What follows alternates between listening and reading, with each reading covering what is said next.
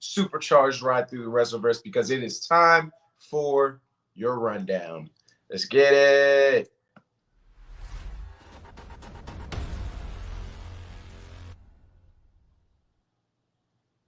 All right, guys, what's going on? Good morning. It is what, 8 in the morning?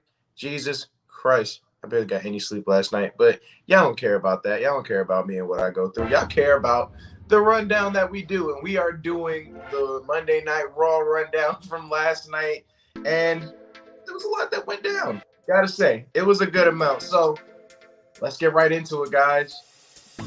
All right, so first thing that we saw, Seth Rollins and Cody Rhodes kind of rehashed the same argument that we saw last week with them, talking about how Seth Rollins feels like he was cheated, wasn't given enough time, blah, blah, blah, blah. So now to make things fair, he now has a surprise opponent for Cody, and Cody doesn't care. Cody accepts. So that is your main event that you see later on. But first match is the one that has been postponed like 2 times now, and I couldn't wait to finally see it happen. The tag team championship between Liv for Brutality and Team Glow.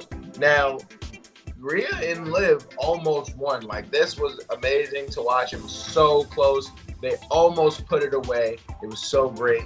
But Team Glow pulled it out, really isolating Rhea by herself. I don't know what happened to Liv, but Rhea just got beat down and pinned. So Team Glow retained their titles, and then immediately you see the duo that took everybody's hearts just fall apart before our very eyes. Rhea couldn't believe it, was so furious. She then turns on Liv and just starts beating her down, hits her with the riptide, and just walks out. And you're going to see how shattered she is.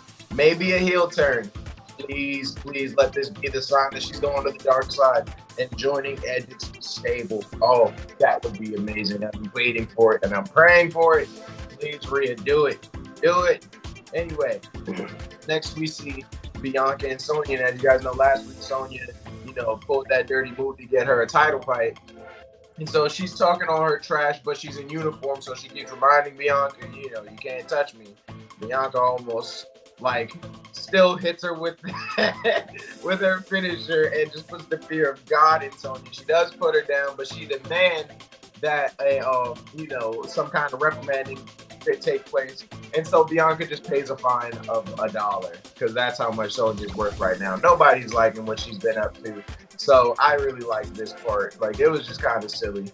But next, a squash match. Who would have thought with Veer Mahan? I mean, come on, man. We knew this was going to happen. Once I saw that his opponent wasn't Rey Mysterio yet, they're just going to continue to feed Veer Mahan these random guys. And I hate to put Dominic Mysterio in that category, but he's basically in that category. And he just does the same thing he did to Dominic, and he puts another guy in the shredder and gets the dub. Next, we see Kevin Owens, as promised, putting Ezekiel/Elias through a lie detector test, trying to figure out if he's telling the truth to see if he's actually who he says he is. And he has Chad Gable, the smartest man in the Wrestleverse, administering the test. And it turns out that he was telling the truth, allegedly, but that's not good enough for Kevin Owens. But also Ezekiel's getting fed up with this, with this whole, fiasco. But it turned out that Chad Gable was there to fight anyway and wants to beat the truth out of him. And he ends up getting put through the blender. Ezekiel embarrassed this dude. It was bad. It was a very, very bad night for Chad Gable. But this is just a string of bad nights for Chad Gable. But luckily, Otis came to the rescue and rescued his number one guy.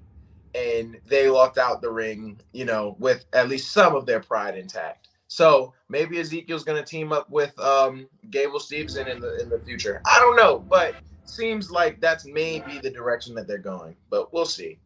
Next, though. So this was one of the dopest moves of the night. This superplex that Riddle hit on Montez Ford. So this was a non-title fight between RK Bro and the Street Profits. And let's just be honest, RK Bro was demolishing these dudes. They were in firm control of this match.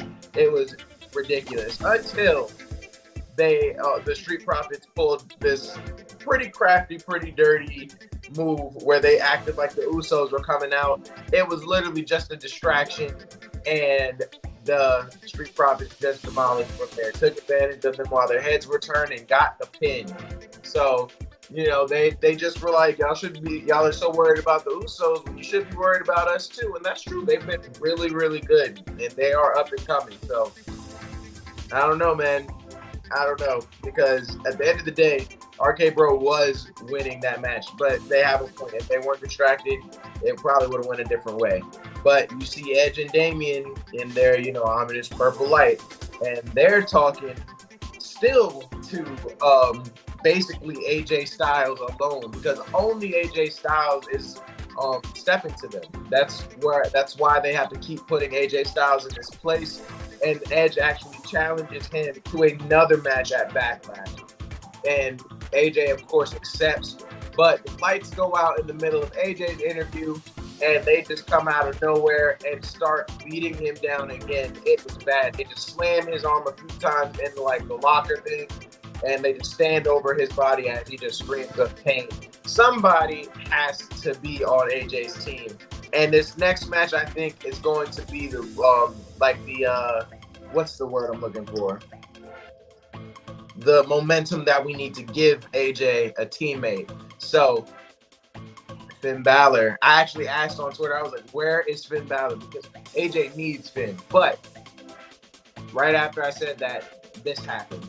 This was a title match, and Austin Theory just straight up beat Finn down, and it was pretty surprising that he got the belt the way that he did. So Finn is no longer the U.S. champ, and it seemed like that was a pretty decisive move. And I mean, everybody in catering came out to celebrate him. I mean, you see everybody ran out, and it's just so happy for him. And even Vinnie Mac showed up, took a picture with his like protege or whatever. It was a good moment. But I believe that this means that Finn is now really going to team up with AJ Styles, and we're going to get that good versus evil match that I've been waiting on now for like 2 weeks. So hopefully that really is what happens. Next, though, let's get into some silliness. Now, you guys know about this 24/7 title. I mean, we all do, even if we don't want to. But so there's 2 commitment ceremonies going on at one time. But before I get into it, bro, let's just give a round of applause to R-Truth, who is probably the most effective officiant I've ever seen. And I hope that when I get remarried that I can book him, because this dude is awesome. But Tamina could not make up her mind. I mean, you see the switch. She switches with Reggie, and then she goes over to Dana, and then they finally get back together. It is just like some silly stuff. And then after they make their commitments, then all hell breaks loose. Reggie pins Dana for the title. Tamina pins Reggie. Akira pins Tamina, and then it goes right back to Dana, who pins Akira, and runs out on R-Truth's back all the way to all the way backstage. So that was just a little bit of relief, you know, from everything that's been going on. So, you know, it was cool. Like, if anything, this is probably the best 24/7 related material that happened. Didn't really have too much of a problem with it. But Seth Rollins reveals his surprise opponent for the main event, and look who it is. His best friend, Kevin Owens.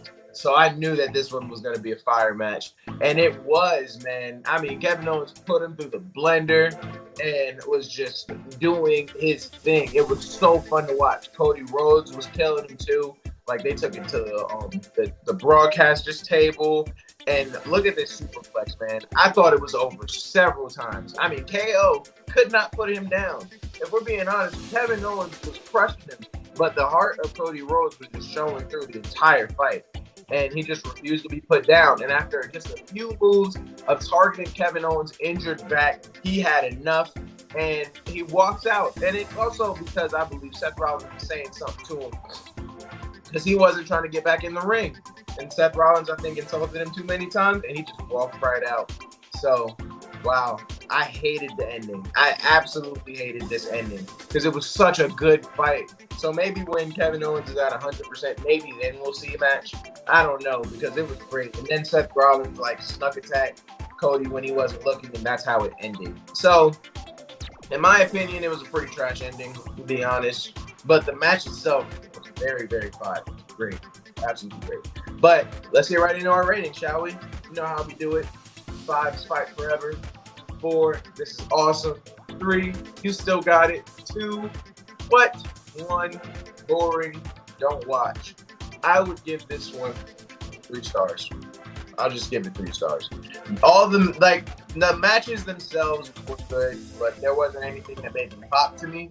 You know, the stories that are coming out are about to be fire, though. That's what I'm really excited about. I'm excited for the potential, but potential doesn't make ratings, right? So I need to see where it goes for me to get higher. So I'm gonna just give it a comfortable 3 stars. And I hated the ending.